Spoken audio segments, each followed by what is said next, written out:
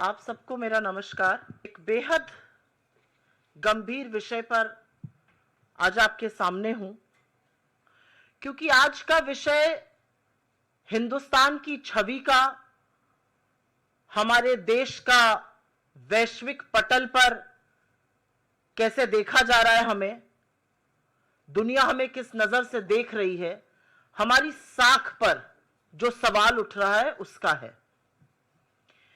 11 साल से नरेंद्र मोदी जी इस देश के प्रधानमंत्री हैं और इस देश के प्रधानमंत्री रहते हुए 11 साल में उन्होंने अधिकांश वक्त विदेशी दौरों पर, विदेशी देशों से संबंध बढ़ाने पर, अमेरिका जैसे देश जिनका अच्छा संबंध भारत से रहा है उनसे प्रगाढ़ता बनाने पर ही फोकस किया है।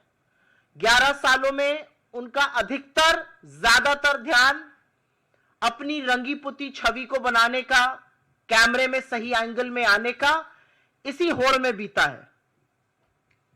लेकिन जब आज हमारे देश को विश्व की बड़ी ताकतों, विश्व के बड़े देशों, विश्व के हमारे मित्रों की जरूरत है, तो वो साथ खड़े नजर नहीं आ रहे और बजाय हमारा साथ देने के अमेरिका जैसे देश एडवाइजरी इशू करके कह रहे हैं कि हिंदुस्तान जाना रिस्की है और खास तौर से महिलाएं अकेले हिंदुस्तान बिल्कुल ना जाएं। और यह अमेरिका तब कर रहा है जब वो दूसरी तरफ पाकिस्तान की मेहमान नवाजी कर रहा है, उनको दावतें उड़वा रहा है, उनके लिए लाल कालीन बिछाया हुआ है, उनकी वाहवाही में लगा हुआ है। 11 साल से विदेश नीति का फलसफा यह है कि हमारे लिए एडवाइजरी इशू हो रही है कि हिंदुस्तान ना जाइए और पाकिस्तान के लिए दावतें सज रही हैं। आपकी जानकारी के लिए और आपके माध्यम से लोगों की जानकारी के लिए एक बार ताजा कर देते कि अमेरिका ने भारत की यात्रा पर आने वाले नागरिकों के लिए एक ट्रैवल एडवाइजरी अपडेट करी है। इसको यात्रा चेतावनी कह लीजिए, लेवल 2 की। इसमें कहा गया है कि महिलाएं भारत अकेले यात्रा बिल्कुल ना करें। इसमें यह भी कहा गया है कि अमेरिका के जो सरकारी कर्मचारी हैं वो बिना परमिशन के हिंदुस्तान नहीं आ सकते हैं। इस एडवाइजरी में 2 टूक शब्दों में कहा गया है, बलात्कार अभी भारत में सबसे तेजी से बढ़ने वाला अपराधों में से एक है। यहां सेक्सुअल असॉल्ट समेत हिंसक अपराध टूरिस्ट स्पॉट और दूसरे स्थानों पर होते हैं। हमारी वाहवाही में ये कसीदे अमेरिका ने पढ़े हैं और साथ ही और भी हिंसक चेतावनी दी है कि हिंसा हो सकती है, आपराधिक गतिविधि हो सकती है। 11 साल में आज हम उस मुकाम पर खड़े हैं कि अमेरिका जैसा देश हमारे लिए ट्रैवल एडवाइजरी इशू कर रहा है और पाकिस्तान के लिए, हमारे दुश्मन देश पाकिस्तान के उस नफरती जनरल को दावत दे रहा है। हाउडी मोदी किया, नमस्ते ट्रंप किया, अब की बार ट्रंप सरकार के भी नारे लगा डाले। क्या मिला, क्या मिला ये सब करके? आज सवाल इस बात का, आज सवाल तो उन मूल भक्तों से भी पूछना पड़ेगा जो यज्ञ हवन कर रहे थे कि ट्रंप जी राष्ट्रपति बन जाएं। हमें क्या हासिल हुआ, हमें क्या मिला? हाउडी मोदी, नमस्ते ट्रंप, अब की बार ट्रंप सरकार करके आज सवाल इन बातों का है। अभी मैं सुन रही थी 3 दिन पहले मोदी जी बिहार में हाँक रहे थे कि ट्रंप ने उनको दावत पे बुलाया है, उन्होंने मना कर दिया, नहीं नहीं मुझे तो कहीं और जाना है। शायद उड़ीसा में थे, हाँक रहे थे। अच्छा किया आप नहीं गए। आप जाते तो आपको आसिम मुनीर जो नफरती जनरल है उसके साथ बिठाकर खाना खिलाता ट्रंप, और आप कुछ कह नहीं पाते। आप कह रहे हैं आपका मित्र आपको दावत पे बुला रहा है और आपका मित्र हमारे देश के खिलाफ ट्रैवल एडवाइजरी इशू कर रहे हैं। महिलाएं यहां आने लायक नहीं है। अमेरिका के जो पदाधिकारी हैं वो बिना परमिशन के नहीं जाएं, अपने रिस्क पर हम इंडिया जाइए। आपको दावत पे बुलाया जा रहा है, देश के साथ ये किया जा रहा है। तो असलियत यह है कि अपने देश की विदेश नीति को जो धता बताया है मोदी जी ने, उसका फलसफा यह है, क्योंकि विदेश नीति तो कोई है नहीं। विदेश मंत्री लेजर आंख लाल लाल लगाकर रील बनाने में व्यस्त हैं। मोदी जी सही कैमरा एंगल ढूंढने में व्यस्त हैं। 17 बार ट्रंप सीज फायर का श्रेय ले चुके हैं। भारत और पाकिस्तान को समकक्ष खड़े कर चुके हैं। आसिम मुनीर और नरेंद्र मोदी का नाम एक सांस में ले रहे हैं, जो मुझे कतई अच्छा नहीं लग रहा, क्योंकि जो भी हो मोदी जी इस देश के प्रधानमंत्री हैं। लेकिन भाजपा को और मोदी जी को शायद इससे कोई फर्क नहीं पड़ रहा है। हमारे ऊपर टैरिफ लगा दिया, हमारे लोगों को हथकड़ियां बेड़ियां पहनाकर खदेड़ दिया, हमारे देश के खिलाफ इस तरह की बातें हो रही हैं और पाकिस्तान की वाहवाही हो रही है। सबसे बड़ी विडंबना क्या है, हमारे लिए ट्रैवल एडवाइजरी अपडेट हुआ, पाकिस्तान के लिए अपडेट नहीं हुआ। पाकिस्तान का ट्रैवल एडवाइजरी मार्च वाला ही, और बलोचिस्तान और खैबर और पख्तून उधर मत जाइए जहां पर उनके यहां टेररिज्म होता है। इससे बड़ा हमारे माथे पर और कलंक क्या होगा, और सरकार मूक दर्शक क्यों बनी रही है। हमारे लिए हमारे राज्यों में ट्रैवल एडवाइजरी इशू की गई है, पाकिस्तान की ट्रैवल एडवाइजरी में महिला सुरक्षा पर एक शब्द नहीं है। जो आतंकी मुल्क है, जहां पर मसूद अजहर से लेकर हफीज सईद और दाऊद इब्राहिम रह रहे हैं, वहां की कोई ट्रैवल एडवाइजरी अपडेट नहीं हुई है। भारत जैसा देश, हम दुनिया की चौथी अर्थव्यवस्था है, हम एक बड़ा मार्केट है, हम गांधी का देश है, हमारे लिए ट्रैवल एडवाइजरी इशू हो रही है, पाकिस्तान को कोई ट्रैवल एडवाइजरी नहीं इशू की जा रही है। कितनी बड़ी विडंबना है ये, कितना बड़ा विरोधाभास है। इस पर नई दिल्ली को फर्क ही नहीं पड़ रहा है, सरकार सो रही है। और मुझे ऐसा लगता है कि भारत के इतिहास में इससे बड़ी धज्जियां, इससे ज्यादा कलई हमारी विदेश नीति की कभी नहीं खुली है। हम विश्वगुरु बनने का दंभ भरते हैं, लेकिन वैश्विक पटल पर अमेरिका एक भी मौका नहीं छोड़ रहा है हमारी फजीहत करने का। और एक बात बता दूं इससे पहले कि अपनी डोमेस्टिक बातों पर चर्चा करें, क्योंकि वो भी जरूरी है। इस एडवाइजरी का बहुत फर्क पड़ता है। यह एडवाइजरी ऐसे ही नहीं कोई फर्रा इशू हो जाता है। इस एडवाइजरी का फर्क हमारे पर्यटन पर पड़ेगा, हमारे यहां आने वाले पर्यटकों पर पड़ेगा, हमारे यहां की जो टूरिज्म से इनकम आती है उस पर पड़ेगा, हमारे यहां आने वाले निवेश पर पड़ेगा, हमारी अर्थव्यवस्था पर पड़ेगा, हमारे लोगों की आय पर पड़ेगा। Just for your information, every foreign fund and every company looks at the risks of travel involved with an investment destination, और उसी तरह से इन्वेस्टमेंट होता है। और नेट एफडीआई का नेगेटिव होना इन्हीं सब चीजों का साक्ष्य है। और अब मैं बात करना चाहती हूं जो कुछ अनकंफर्टेबल चीजें अमेरिका ने उठाई हैं। मैं इस मंच से, मेरे तमाम साथी इस मंच से, कांग्रेस के वरिष्ठ नेता इस मंच से, अन्य तमाम मंचों से महिला अपराध के बारे में बेखौफ होकर बार बार बोलते हैं और सरकार की जवाबदेही तय करते हैं। क्योंकि यह भी सच है कि अगर देश में हर घंटे 43 महिलाओं के खिलाफ अपराध होता है तो चुप रहना संभव नहीं है, उसको नहीं बर्दाश्त किया जाएगा। और लगातार ऐसा हो रहा है। राष्ट्र की राजधानी दिल्ली में एक महिला के साथ बार बार अपराध होता है, वही आदमी उसके साथ बलात्कार करता है जिसकी वो कंप्लेन करने गई थी, जिसकी दिल्ली पुलिस ने कंप्लेन नहीं लिखी जनवरी में, अब वो फिर उसका रेप करता है और उसकी फिर एफआईआर नहीं लिखी जाती है।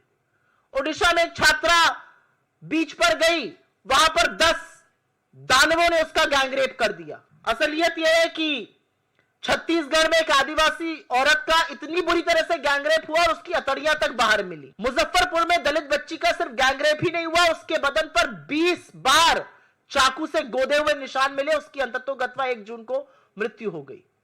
असम के कछार में, बालाघाट में, मध्य प्रदेश के, मैं पढ़ती ही जा सकती हूं।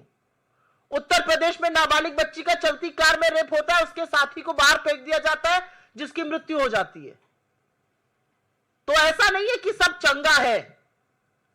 और यह एक सच है कि अधिकांश जो ऐसे मामले आते हैं, अधिकांश जो ऐसे कांड आते हैं, चाहे वो आईआईटी बीएचयू हो, चाहे वो नाव हो, चाहे वो चिन्मयानंद हो, चाहे वो अंकिता भंडारी हो, चाहे वो हरिद्वार की वो पिशाचनी हो जो अपनी बच्ची का गैंगरेप करा रही थी, या तो वो बीजेपी में पाए जाते हैं, या वो बीजेपी समर्थक होते हैं, या ऐसे अपराध के बाद उनको बीजेपी का संरक्षण मिल जाता है।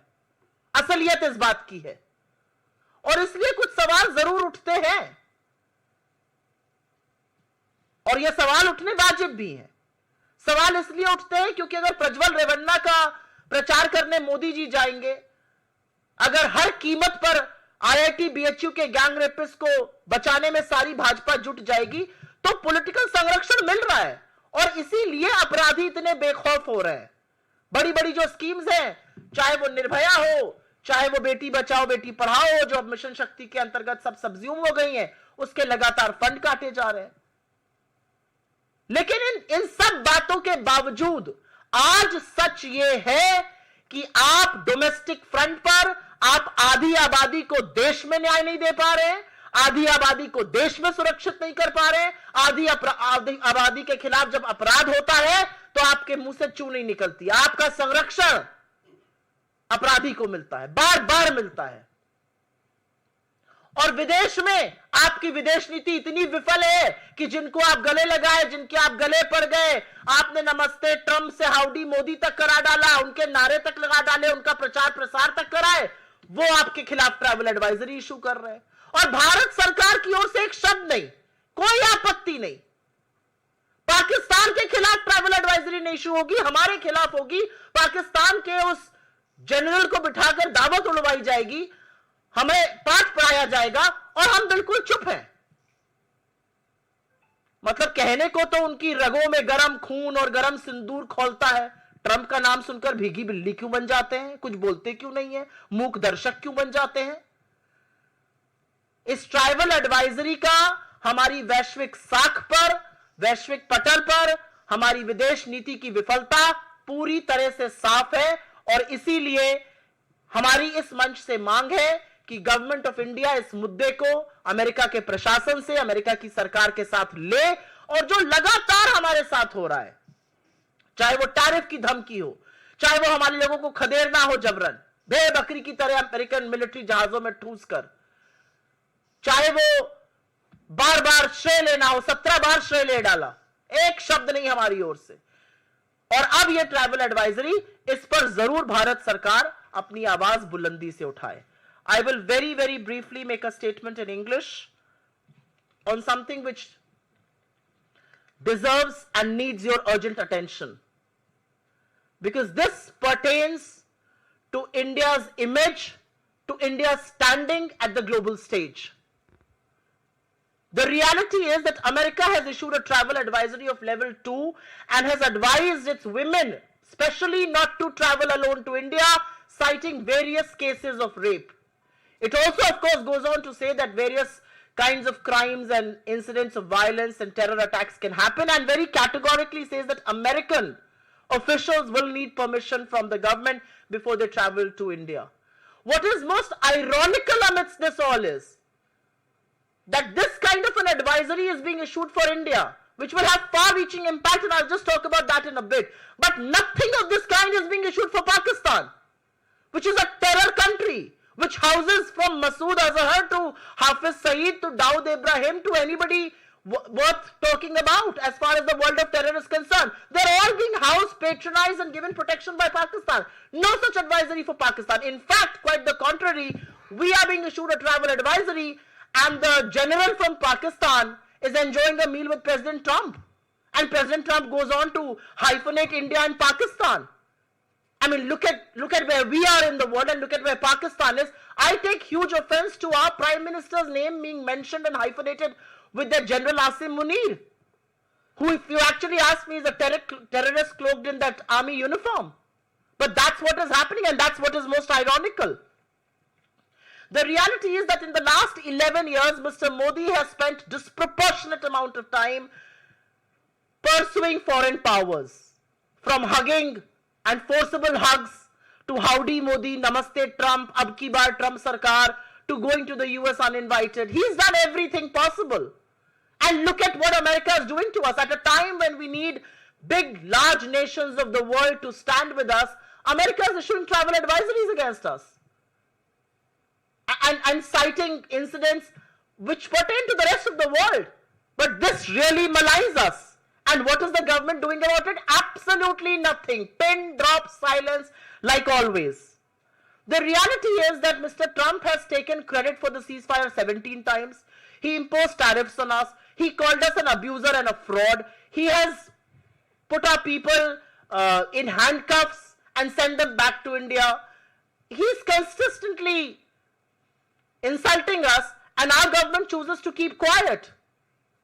And which is why the question arises, what is our foreign policy worth it? What is the cornerstone of a foreign policy? The cornerstone of a foreign policy is to keep India's interest above all.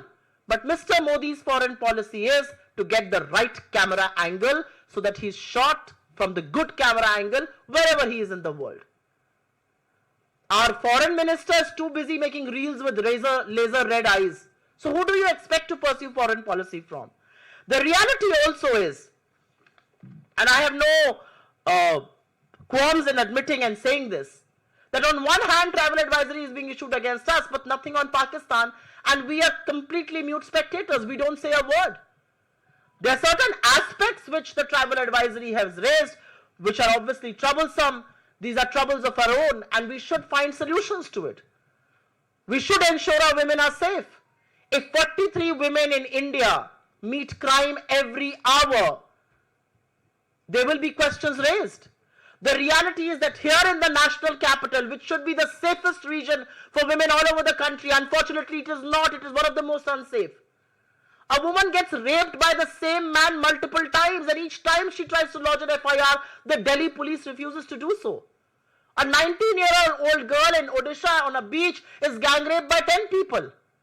A tribal woman in Chhattisgarh is not just raped, her intestines are pulled out.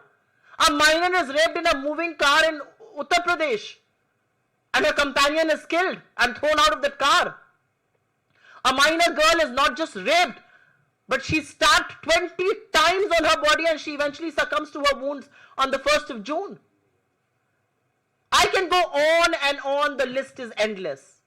But the reality is that this shows the dichotomy that on our domestic front, we are not being able to save women, we are not being able to deliver justice, and on the foreign front, Mr. Modi's foreign policy has completely fallen flat at a time when you need allies to stand with us.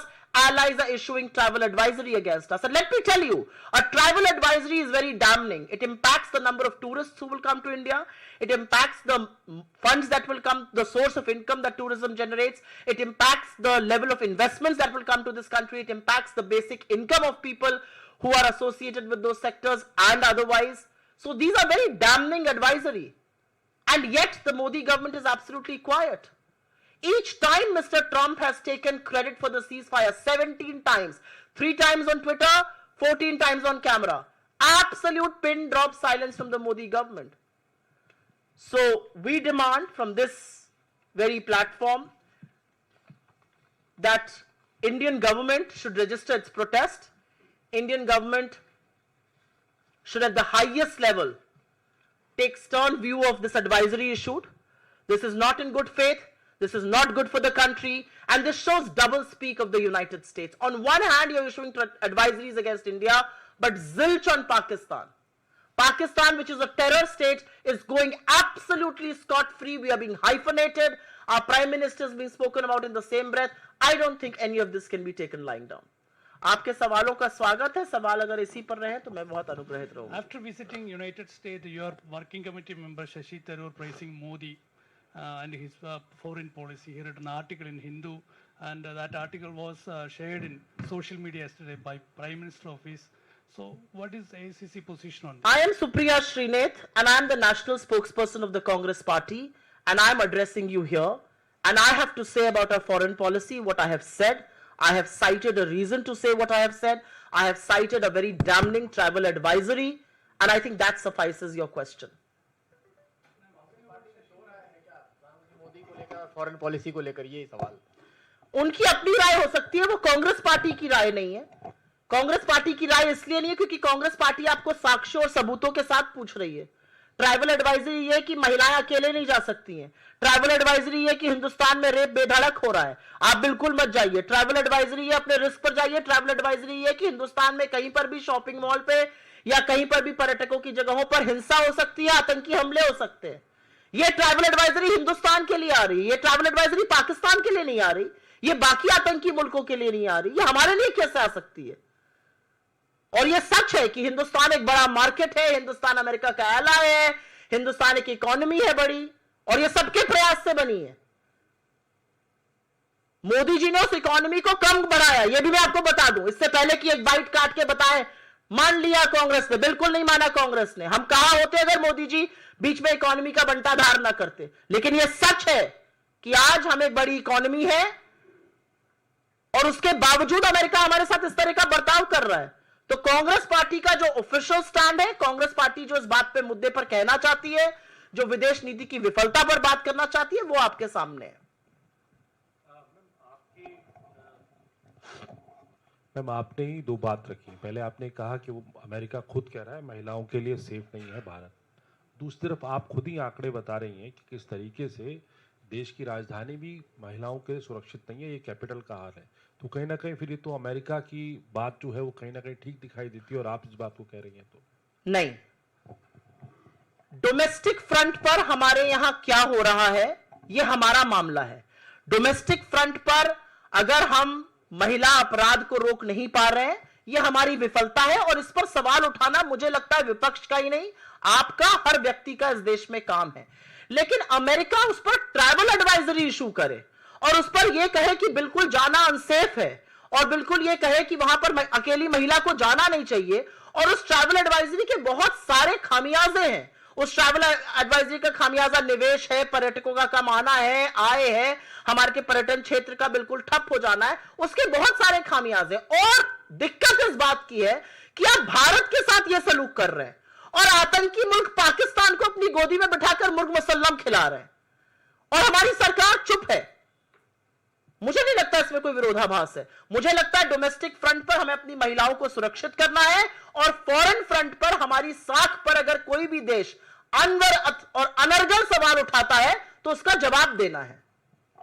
Supriya जी, एक x पर आपने post जारी किया है 18 घंटे पहले, जिसमें एक न्यूज़पेपर का हवाला आप दे रही हैं, और उसमें आप कह रही हैं कि पहलगाम आतंकी हमले में जो स्केच जारी किया गया है सरकार की तरफ से, वो असल में उन आतंकियों से मेल ही नहीं खाता है, ये आनन फानन में सरकार ने किया है। अब बीजेपी कांग्रेस से सवाल कर रही कि क्या ये कांग्रेस का सबूत गैंग है जो लगातार इस तरह के हमलों के वक्त सवाल उठाता है? आप मीडिया से आती हैं, आप भी अखबार पढ़ती होंगी सवेरे, उस अखबार के बेसिस पर आपके, क्योंकि मैं चैनल में और आप ही के ग्रुप में काम कर चुकी हूं, उसके बेसिस पर आपको बाइट से इकट्ठा करने को कहा जाता है, उसके बेसिस पर टीवी डिबेट्स होते हैं, उसके बेसिस पर न्यूज स्टोरीज होती हैं।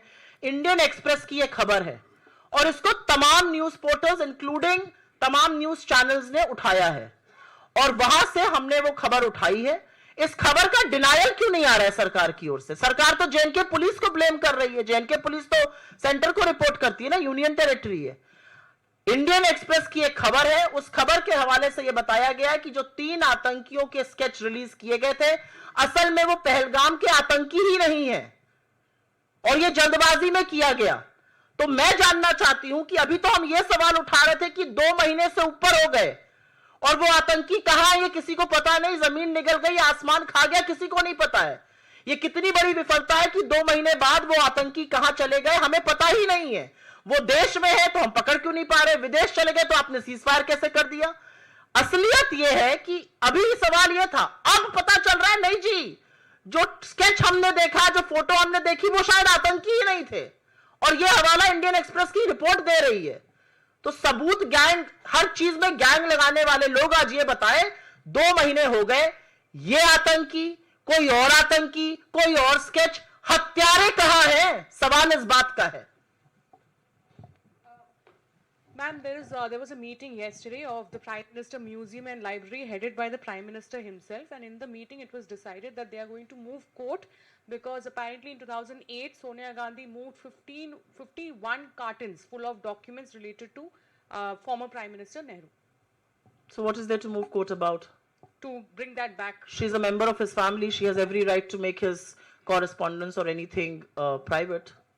In any case, I don't know much about this matter. I'm sure my party will come back with an official response, but my first response is that she's a member of his family, she's his great granddaughter. What is wrong with that? And I have actually something to say. I saw some pictures of the Prime Minister standing with multiple people at libraries. 84,000 schools in India have been shut down since 2014, since Mr. Modi has come to power. You can open 20 libraries and get yourself, pictured before all of them. If you continue to shut down schools in this country, you are playing with education, you are playing with the future of our people. It's as simple as that. Ma'am, as AICC spokesperson, why are you not attend this Shashi Tharoor question? I have answered the question in the best possible way that I could. I am the AICC spokesperson.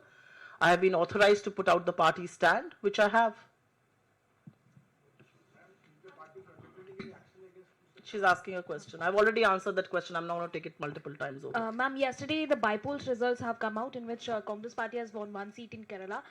But your own MP, Tariq Anwar, has just tweeted and he has said that Ms. Shakti Singh Gohil has resigned from the post of PCC president, which is a welcome move. But why not other people are also following this step which he has taken? What's your take You on know, it? quite frankly, as far as the by-polls are concerned, the way I read that verdict is that the BJP won 1 out of the 5 seats.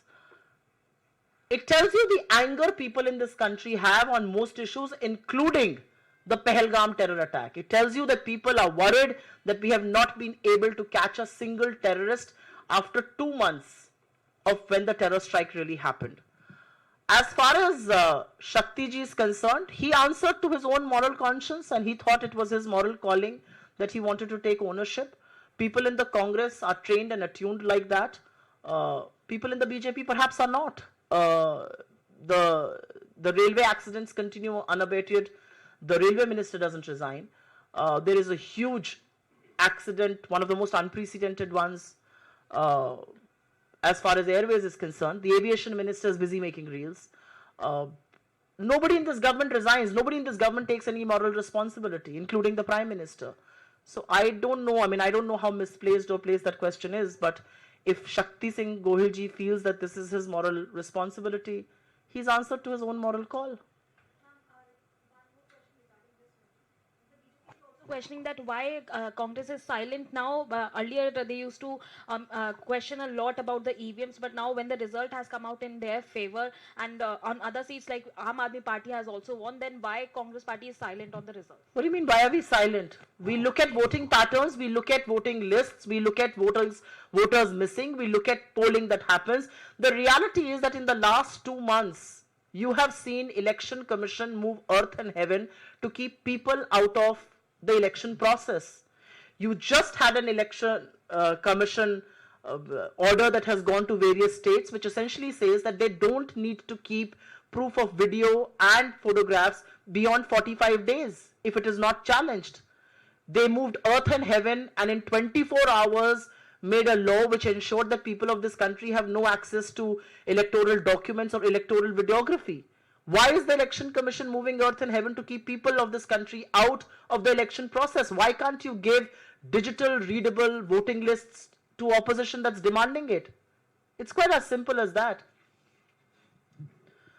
बहुत बहुत धन्यवाद आपका, शुक्रिया.